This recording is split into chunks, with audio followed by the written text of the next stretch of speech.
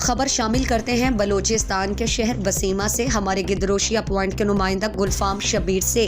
بسیما میں جمعیت علماء اسلام کے زیر اہتمام انتخابات کے حوالے سے گرینڈ شمولیتی پروگرام کا انعقاد ہوا، جس میں حلقہ این 260 جمعیت علماء اسلام کے نامزد امیدوار حاجی میر محمد عثمان بادینی، واشوق سے صوبائی اسمبلی کے نامزد امیدوار حاجی زابد علی ریکی، جمعیت علماء اسلام خوزدار سے صوبائی اسمبلی کے نامزد امیدوار میر یونس عزیز ظاہری اور دیگر نے خطاب میں کہا کہ انشاءاللہ اب گرتی ہوئی دیوار کو خطرناک جھٹکا لگا دی گئی ہے۔ بسیما کے عوام اب اپنا فیصلہ جمعیت کے حق میں دے چکے۔ 8 تاریخ کو جمعیت واشوق سے ایک تاریخی فتح حاصل کرنے میں کامیاب ہوگی اور انشاءاللہ بلوچستان میں اگلا وزیر اعلیٰ JUI سے ہوگا۔ گرینڈ شمولیتی پروگرام میں میر محمد ایوب عیسیٰ زئی ایڈوکیٹ، نجیب الرحمان عیسیٰ زئی، میر عطا اللہ عیسیٰ زئی، میر علی احمد سمالانی سمیت دیگر نے مختلف سیاسی جماعتوں سے استعفیٰ دے کر JUI میں شمولیت اختیار کی۔ مقررین نے کہا کہ تمام نئے شمولیت کرنے والوں کو مبارکباد پیش کرتے ہوئے کہا کہ میر محمد ایوب عیسیٰ زئی کی شمولیت سے بسیما میں مخالفین پر